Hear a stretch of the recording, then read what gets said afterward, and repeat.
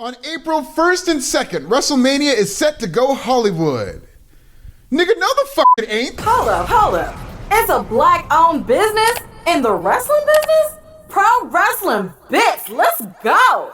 WrestleMania 39 is setting up to be one of the most memorable WrestleManias of all time, and even has a legit shot at being the GOAT. Powered by an all-time Bloodline storyline and WWE's strongest supporting cast in years, the Triple H era has all the ingredients to make its biggest event of the year the biggest event of all time.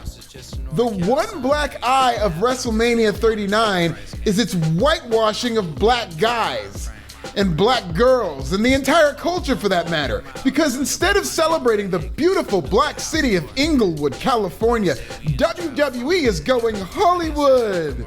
I guess the name Inglewood is just too urban and could alienate the Midwest. This past week was Black History Month, or as our racist cousin Jerry calls it, Planet of the Apes. WWE did a fine job celebrating Black history in February, but come April, they want you to think WrestleMania is as white as the mirrors at an AEW after party, allegedly. WWE is infamous for banning city names. When Vince McMahon reportedly banned the word Raleigh, North Carolina, it became a story. There's just too many white people in Raleigh for it not to be. Fans hit the deck when it came out that WWE considers certain cities more prestigious than others. But now that they're doing the same exact thing with the black city of Inglewood, not only is the ultra-white wrestling media quiet about it, they're here for it. WWE is changing the color of Inglewood like the skin tone on a black fist emoji, and motherfuckers are like, yay, Hollywood! We get to go to La La Land for WrestleMania! I got news for you. Inglewood ain't Hollywood. Far from it. The only La-Las around these parts used to be married to Carmelo Anthony.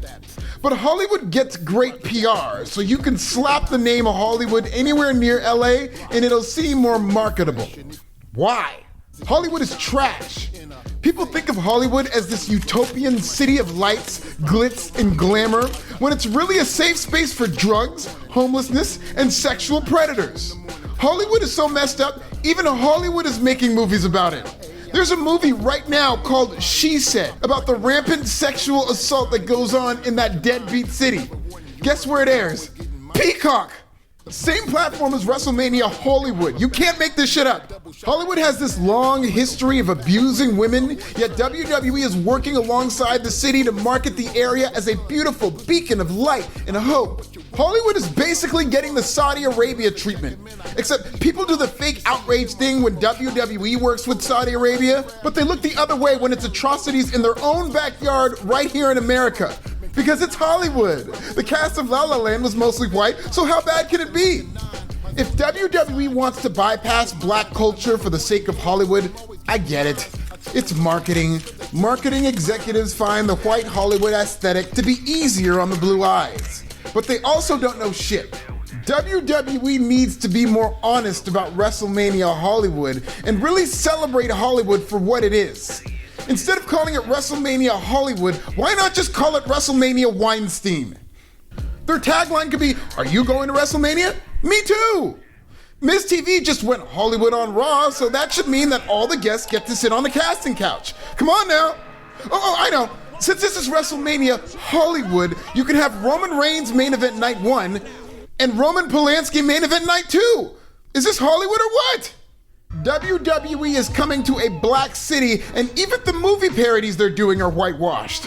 Montez Ford and Bianca Belair in Titanic? Nigga, please. Can somebody teach one of these marketing executives about love and basketball? WrestleMania is coming to the beautiful black city of Inglewood, but WWE does not want you to know that. In fact, they're pronouncing it Hollywood. So many wrestling fans and media are gonna get here WrestleMania weekend like, are we in Hollywood or Atlanta? To celebrate WrestleMania Hollywood, WWE will be doing parodies of some of the whitest Hollywood movies of all time. Miz and Maurice as Top Gun, The Bloodline as Goodfellas. They're all gonna be dope, don't get me wrong, but you can't come to Inglewood and just celebrate the white movies. That's like going to Roscoe's and trying to order order hummus. I want to see movie parodies about the culture, like Cool Runnings with The New Day, How Stella Got Her Groove Back starring Lita, Get Out starring Sonya Deville and Chelsea Green, The Street Profits in Friday, The Street Profits in Booty Call, The Street Profits in White Chicks, Bianca Belair, Sasha Banks, Naomi, and Sol Ruka in Girls Trip, Bobby Lashley and MVP in Django Unchained, but only that one scene where Jamie Foxx is killing a bunch of slave owners while Tupac is playing in the background. That's TVPG, right? Quincy Elliott as Precious. Tyler Perry presents The Hurt Business.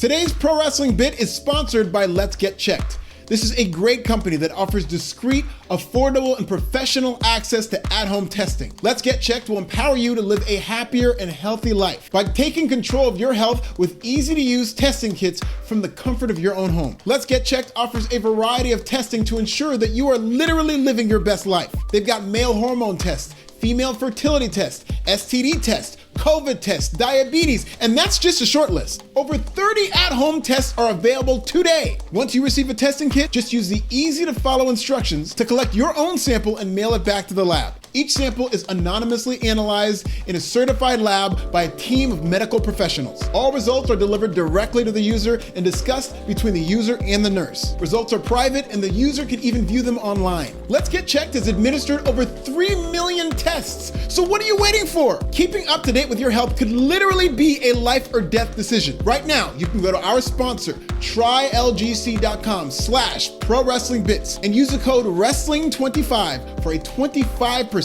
discount. Just click the link in the description. I need you all to be as happy and as healthy as possible because who else am I going to talk about wrestling with?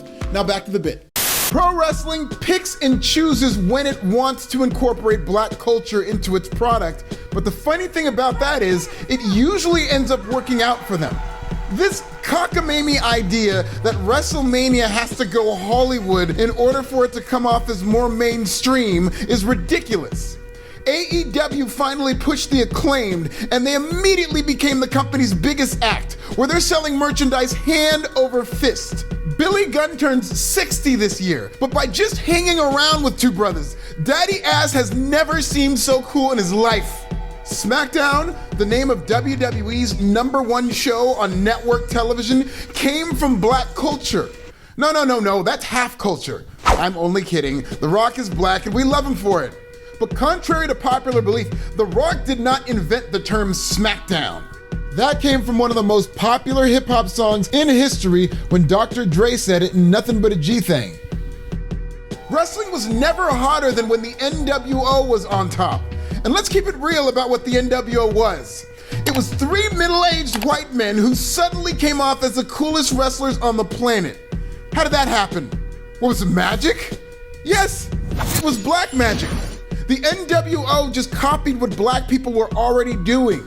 For Life came from Mac 10.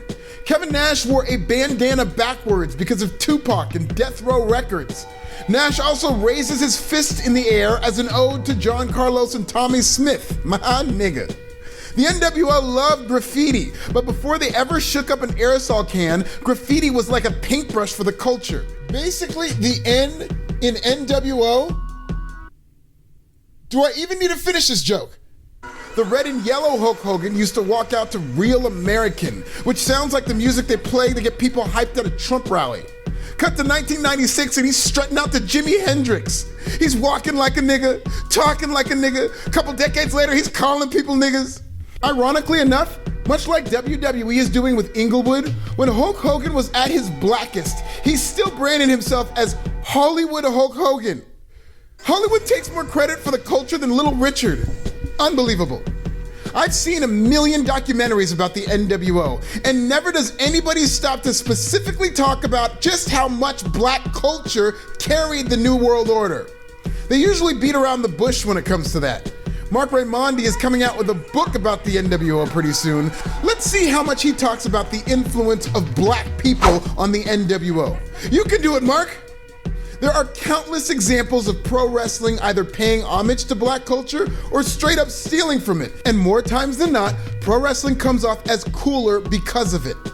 WrestleMania Inglewood was a wasted opportunity for WWE to celebrate one of the blackest cities on the planet. Had they done so correctly, they would have come off as far cooler and more mainstream to the average person.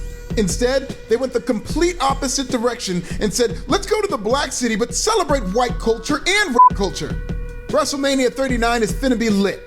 Do I wish Inglewood got more love? Of course, but it's not my company, so I'm gonna just sit back and enjoy the show. To celebrate, I even got another new sponsor. Today's bit is sponsored by the WrestleMania Whitewasher. Scrub the blackness out of your favorite cities to make the Midwest more comfortable.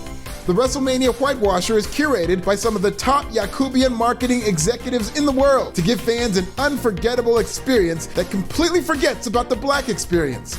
The Street Profits? Oh, no. That's a little too Inglewood for us. So we're gonna use the WrestleMania Whitewasher to rebrand the Street Profits as the corporate revenues. Nice. Kofi Kingston and Xavier Woods? Not Hollywood enough. Plus, Woods are dark and scary. So say hello to Carl King and Zane Kultazak. Bobby Lashley, Robert Lash. The Nigerian Giant, how about the South African Giant? The WrestleMania Whitewasher comes with 4 different settings for optimal whitewash power. I used to sound just like Kodak Black, then I accidentally drank the shit, now listen to me. Check out this video about the aftermath of Sami Zayn losing and subscribe so I can tell you all about the soul food in Inglewood. Why are people obsessed with Hollywood? Tell me in the comments!